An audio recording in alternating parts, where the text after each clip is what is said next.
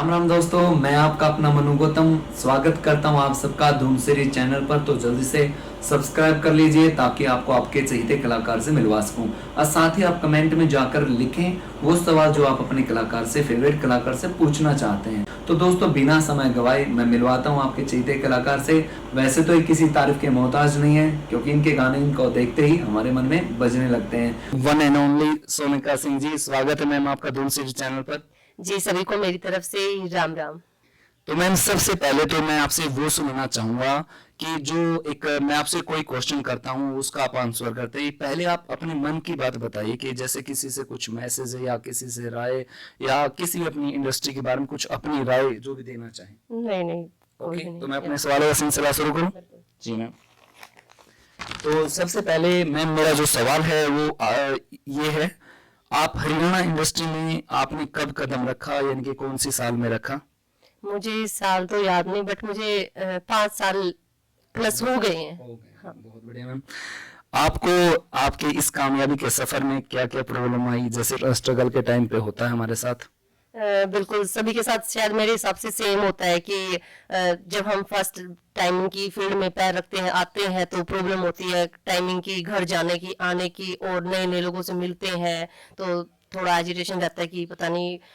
फिर शूट की रहती है कि हमारा टेक सही होगा नहीं होगा, डायरेक्टर की, सबकी प्रॉब्लम बहुत ज्यादा रहती है। जी बिल्कुल मैम।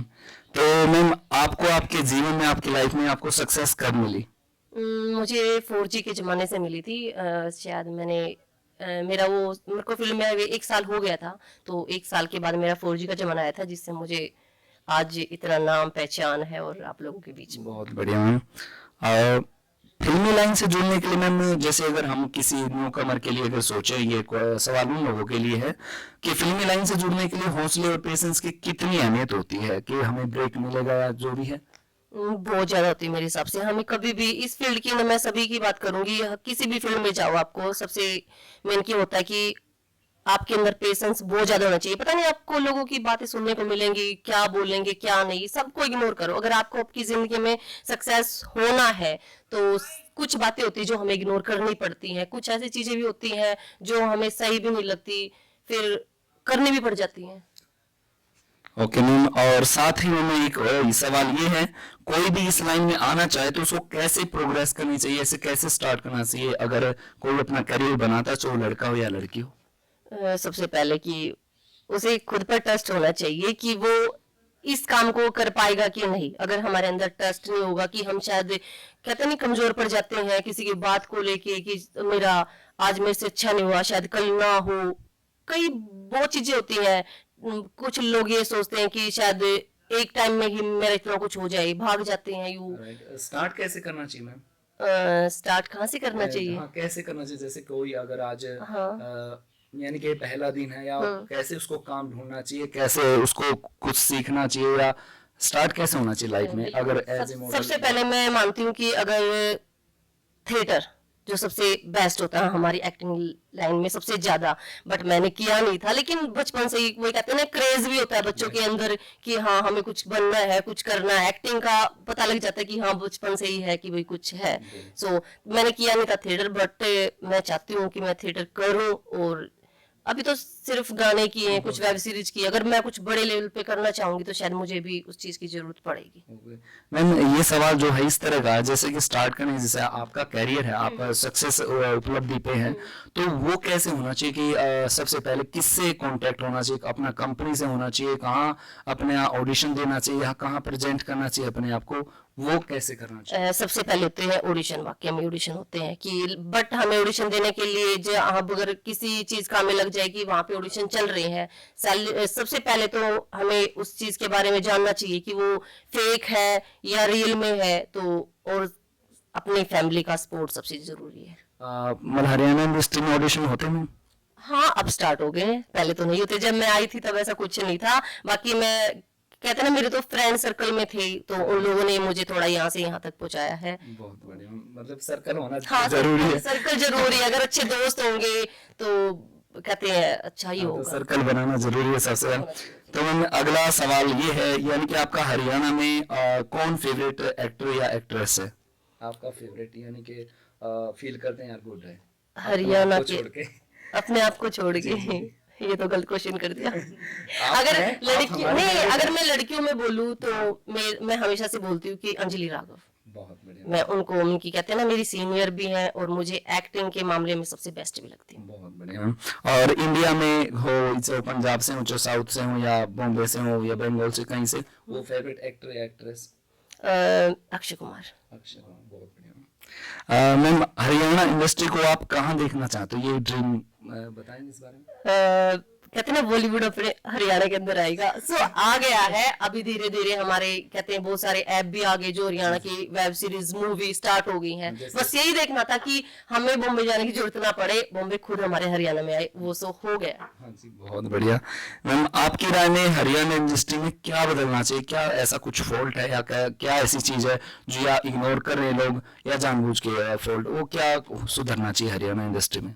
काफी चीजें हैं, बट धीरे धीरे धीरे करके सारी कह रहे ना इम्प्रूव होती जा रही है। बेस्ट बेस्ट पहले होता था कि वीडियो वाइज होता था, ऑडियो कुछ भी उठाई डाल दिया, वीडियो का पता नहीं होता था क्या कर रहे हैं क्या नहीं, फैमिली के साथ देख पाएंगे नहीं, वो चीजें होती थी। बट वो धीरे धीरे धीरे करके अच्छा हो रहा है। और सबसे मेन होता है कि कंपनियां अगर वो आर्टिस्ट को सपोर्ट करती हैं तो मेरे हिसाब से उनको भी एक ताकत मिलती बहुत बड़े वाली आगे बढ़ने की। बहुत बिल्कुल सही मैम।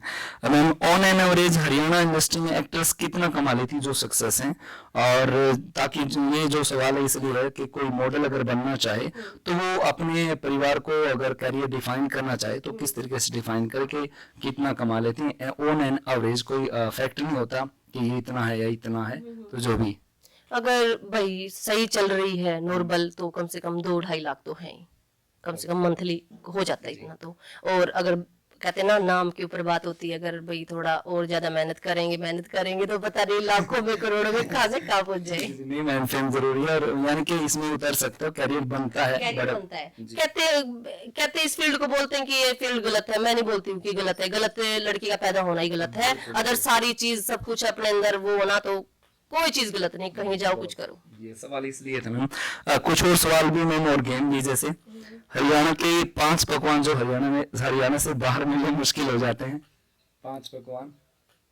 5 पकवान ऐसे हरियाणा से बाहर, शायद एक हमारा खाने का जैसे कि बाजरा होता है, हर जगह नहीं मिलता है जी, बाजरे की रोटी का। हाँ नहीं, हाँ बाजरे की रोटी नहीं मिलती हर जगह, बिल्कुल सही। मक्के की मिल जाती है फिर भी हाँ, कहीं ना हाँ, कहीं। और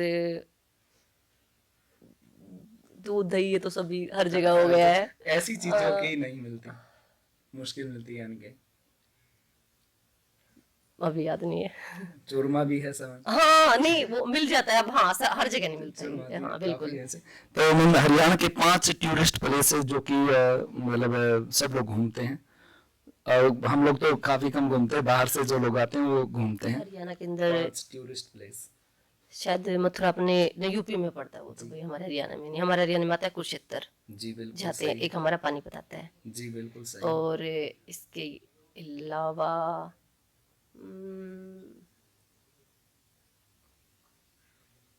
कौन कौन से है? सोना का जो गर्म चश्मा है वो भी गुरुग्राम में है।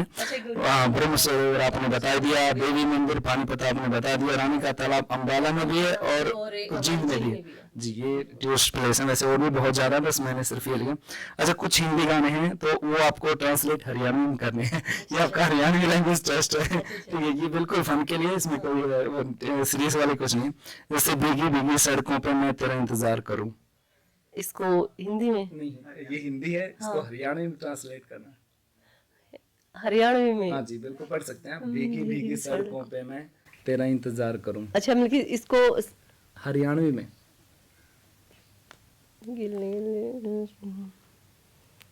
यार ये तो ये नहीं होगा मुझसे। फिर सोचो, सेकंड प्लीज सॉन्ग है, अगर पॉसिबल हो। वो काफी आसान है। अच्छा चलता हूँ दुआओं में याद रखना, मेरे जिक्र का जुबां पे स्वाद रखना। ये मुझसे नहीं होंगे, ये सिंगर ही कर सकता है कोई। जी बिल्कुल।